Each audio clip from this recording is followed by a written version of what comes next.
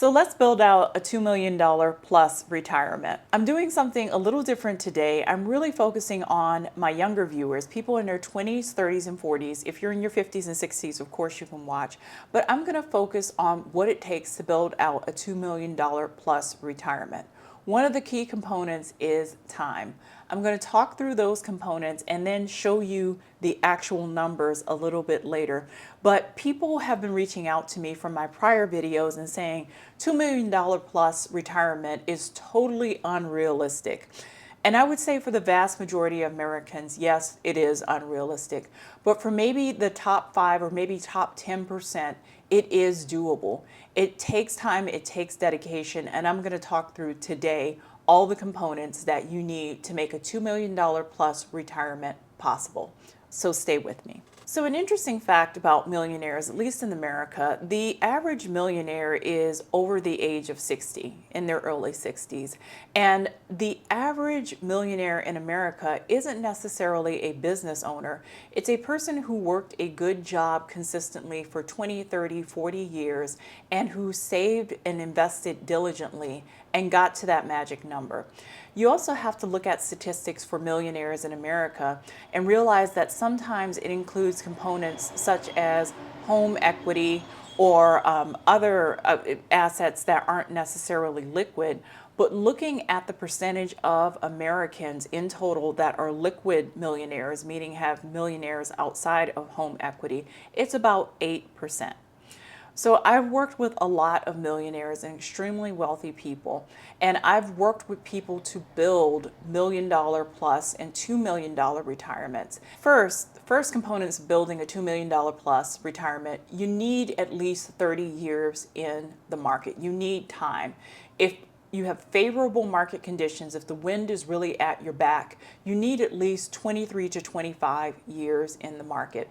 It's really hard to shortcut this. The way to shortcut it, if you want to do it, is by having a successful business, getting equity and having it do well, having an inheritance, next week's Powerball numbers, some fortuitous set of circumstances that can turbocharge your finances and that work out consistently in your favor. But let's say you have none of that. You just have a good 9-to-5 job. You can do it, but you need 30 years, absolute minimum 23 to 25 years with favorable market conditions. You need time. Next thing is that you need a consistent high income, and you need that consistent high income to keep up with inflation or exceed inflation at times. Now, this is where a lot of Americans fall short and just can't do it. The average income in America is about $60,000. $60,000 is nowhere near enough to be able to do the actions that will put you in alignment with a $2 million plus retirement. You need to cross the 6-figure threshold. You need to do it earlier in your career, and you need to be willing to make moves that will keep you ahead of inflation and that will keep your salary growing. You need steady employment. Now, steady employment is almost a thing of the past. It's almost passé in American society. The average young person may stay at a job 2 to 3 years before they move on, and I don't necessarily have a problem with that because career hopping or job hopping has become much more acceptable in the past 15 years than it was even a decade ago. And sometimes you have to move jobs in order to see those big jumps in income. And right now you need those big jumps in income to stay ahead of the cost of living and inflation. The thing is, you need steady income. It's basically 30 years in the market with consistent investment.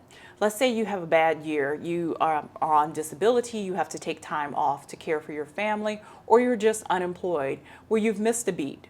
And you have to make up that beat somewhere along the way in the future in order to be able to keep that $2 million retirement on track.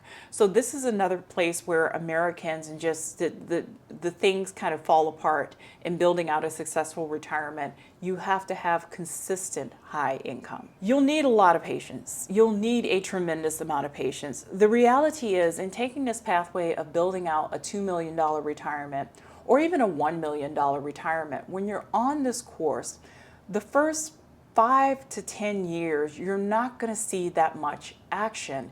And it's going to be discouraging to be putting away such a large percentage of your income each and every year diligently, and it seems like nothing is moving. And a lot of people have given up right at the turnaround point when they did not see the meaningful action they thought they were going to see in the first 5 to 10 years. Just know the first 5 to 10 years are really boring. You're building up momentum during this time. If you don't see the meaningful changes in your financial situations during this first 5 to 10 years, it doesn't mean that you need to stop. It means that you need to keep going. Once you get to the 10-year point and once you have consistent positive returns in the market, you'll start seeing the big jumps in your portfolio. You know, there'll be a year where you'll see a $50,000 increase in your retirement portfolio and you're like, wow, that is amazing. That's not going to happen in year 1 through 5 simply because you don't have enough capital invested yet to see that kind of increase.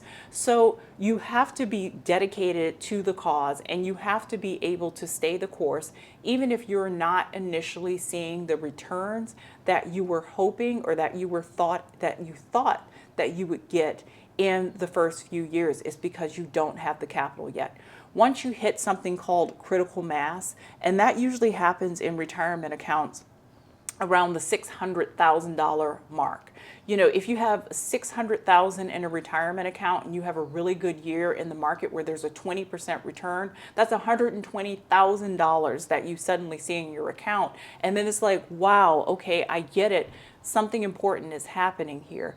But you got to get to the 600,000, and that often takes at least a decade. You're going to have to make some very uncomfortable trade-offs. You want to do something that most Americans only dream of doing and never get an opportunity to do, or something that maybe no one in your family or in your community or circle of friends has done before. It's going to require some uncomfortable trade-offs. You may not be able to drive the latest, fanciest car. I did a video not too long ago. I drive an 11-year-old Toyota. It's hard when I see my friends getting fancy new cars with all the technology and bells and whistles. And I know technically I can go out and buy a new car today, and I have to talk myself down from it and say, well, you know, your 11-year-old Toyota does the trick and you have bigger financial goals. Or I see friends who are traveling all over the world and taking multiple vacations several times a year, and I think to myself, I have the resources to do that if I really want to do it. But I'm like, hey, I want to have a nice retirement someday. I'm not going to be able to travel at the same level as some of my friends who, you know, may have different financials or different priorities or different goals. Social media is notorious for this.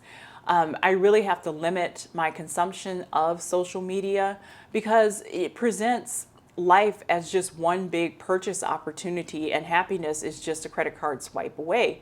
Now, of course, I'm old enough to know that that is not the case, but I think a lot of young people fall into this trap and they use a lot of disposable income that could be used to secure a future for themselves and their families on immediate purchases like cars, travel, clothing, and whatever social media is putting out as the latest, greatest, versus investing that money for the future. So there's a few caveats. There's a few things that you cannot control that you're going to need to work in your favor. You have to have market returns working in your favor. You have to have the wind at your back. If we go into a sustained period of, you know, below average or negative market returns, this is going to adversely impact your ability to generate a lot of money.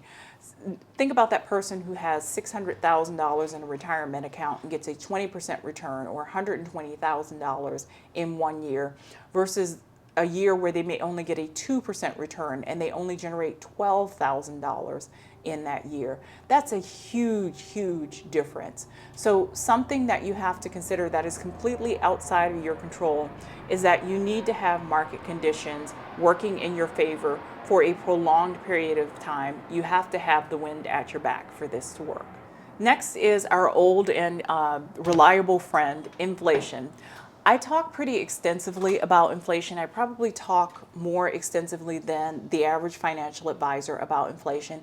Part of it is that a lot of Americans don't understand how inflation works and that we're, as a society, are coming off of a round of inflation. And I do believe that inflation is going to play a larger role in the future. You have to have inflation stay between 1 and 3%. And historically, in the recent history, we've been able to do that pretty well, with the exception of 2021 to 2024, where inflation spiked.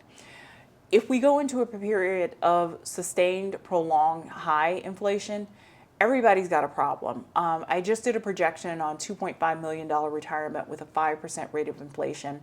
If you have a consistent 5% rate of inflation, probably 95% of Americans will never be able to retire, and people who are in the working class, including myself, because in some respects I am working class, meaning I need to have a consistent paycheck to make everything go round. If I didn't have an 8 to 5 job, this would be hugely problematic. I would not be able to sustain my lifestyle. If you're wealthy, basically, I could stop working today and live off of my investments, and I'm nowhere near wealthy enough to be able to sustain that. But essentially, what I am saying is that inflation and inflation rates in retirement savings, and more so in retirement, are extremely important. And I think it needs to become a more consistent part of the conversations that financial advisors have with their clients, because it's kind of a bear waiting in the wings to come out and grab a person when inflation gets north of 4%. So you have to have the wind at your back with the stock market, and you have to have inflationary rates working in your favor. So there you have it. The key ingredients, think of it like a cake recipe that you need to build out a $2 million plus retirement. Now, Americans may have some of these components, but not all of these components. I understand it. But if you have all of these components, you need to be doing whatever you can to tilt odds in your favor and build a successful retirement for yourself. So there you have it. If you found this information useful, please subscribe.